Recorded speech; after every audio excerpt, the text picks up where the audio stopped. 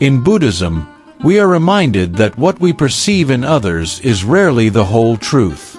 Difficult people, those who anger us or test our patience, often become mirrors reflecting back our own inner struggles. When someone insults us, for example, their words may sting not only because of what they said, but because they touch a tender place within us, an insecurity, a pride, or a wound. The Buddha taught that suffering arises from clinging to illusions, and one of the most persistent illusions is the belief that others alone are the source of our discomfort. Seeing through this illusion means recognizing that the behavior of others is shaped by countless causes and conditions.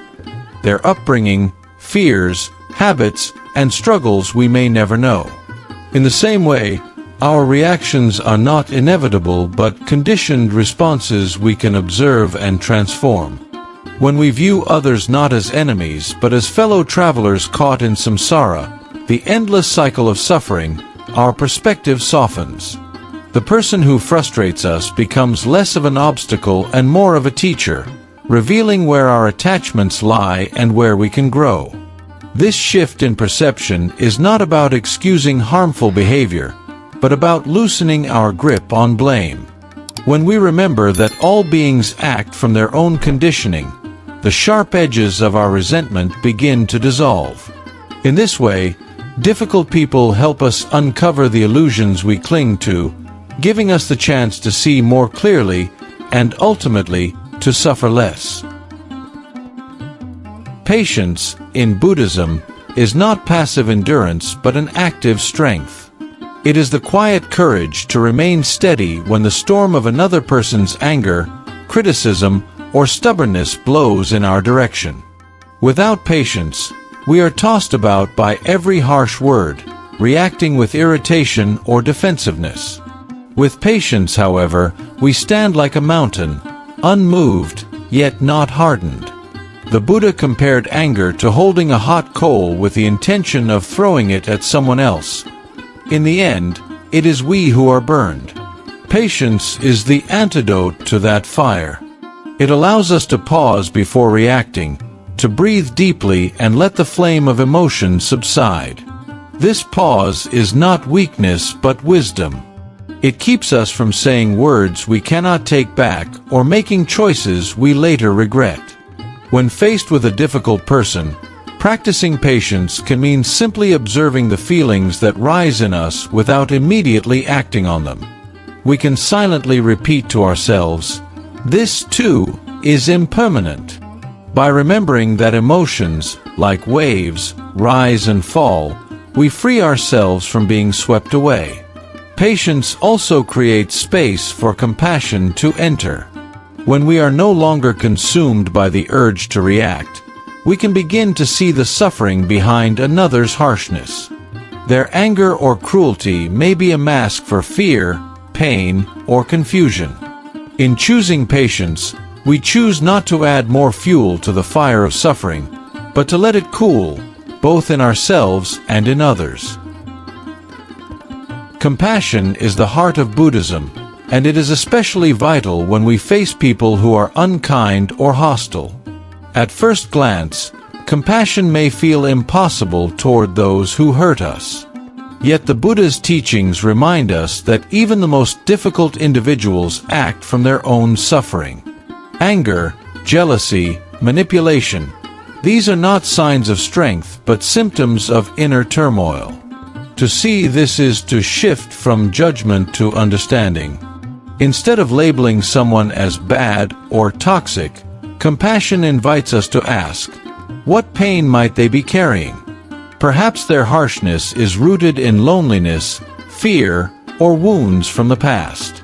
This doesn't excuse harmful behavior, but it reframes our response. When we replace judgment with compassion, we no longer feed the cycle of hostility. Instead, we begin to break it. Compassion also softens our own hearts. Without it, resentment hardens into bitterness, leaving us trapped in suffering alongside the one who wronged us. But when we cultivate compassion, we protect our own peace of mind. It is not only for the other person's sake, it is also for ours. To practice this, we might silently remind ourselves, just like me, this person wishes to be happy. Just like me, they struggle and suffer. Such reflections open the door to empathy, even if we must still maintain distance or set boundaries. Compassion does not mean permitting harm. It means seeing the humanity beneath the harm and choosing not to let hatred take root in our own heart.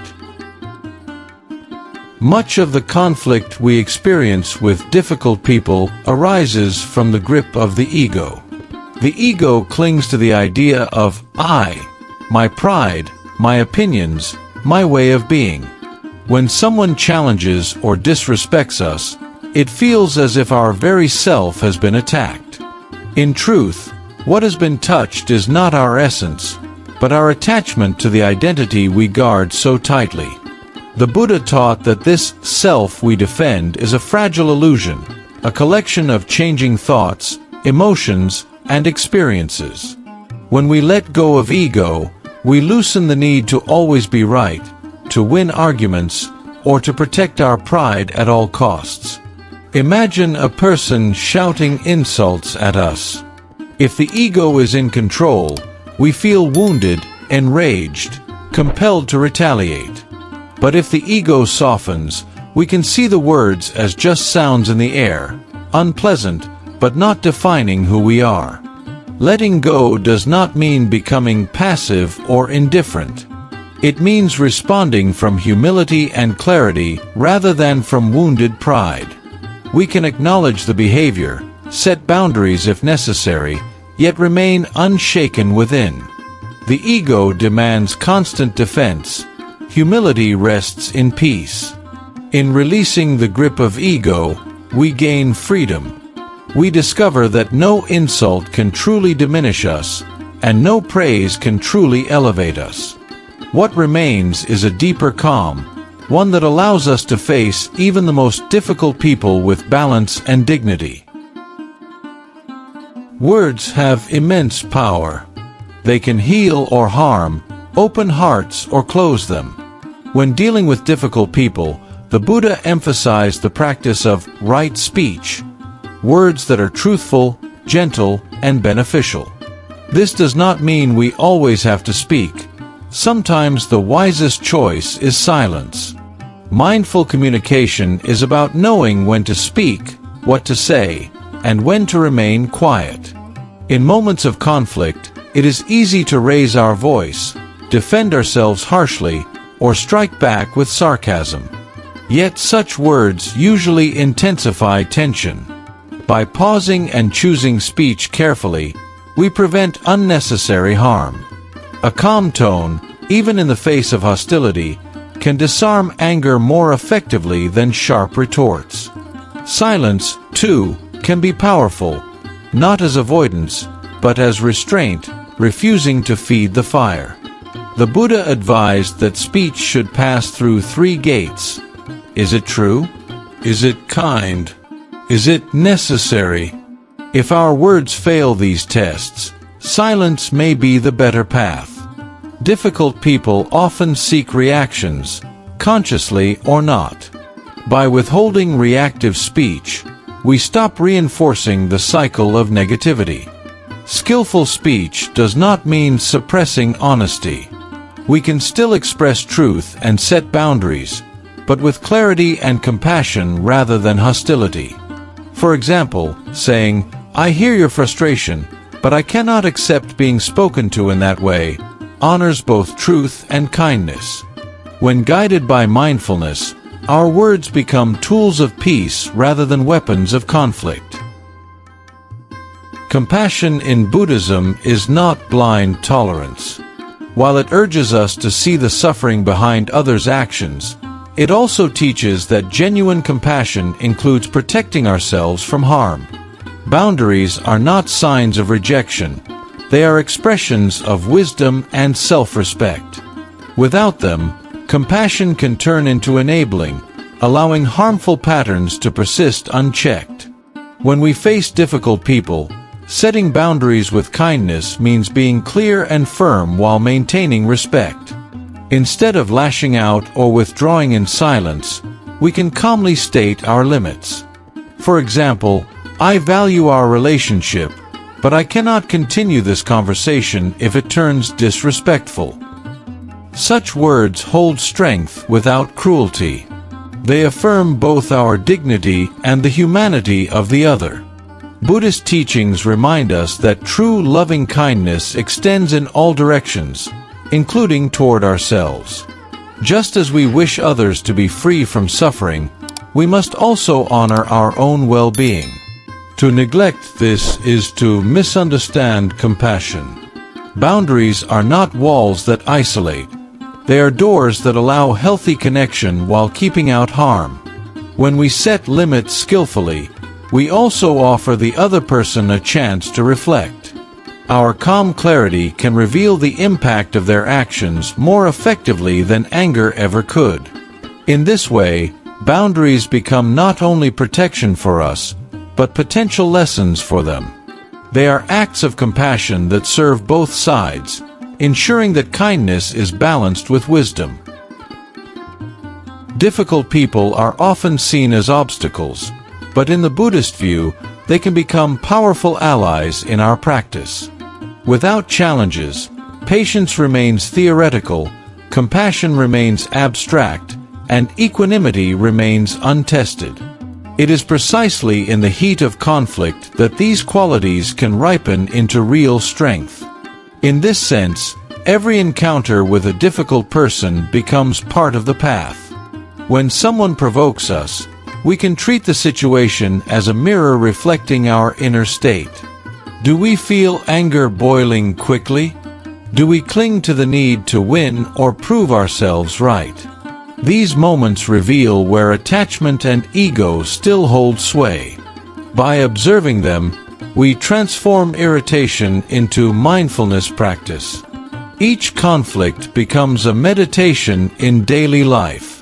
Instead of asking, "Why is this person so difficult?"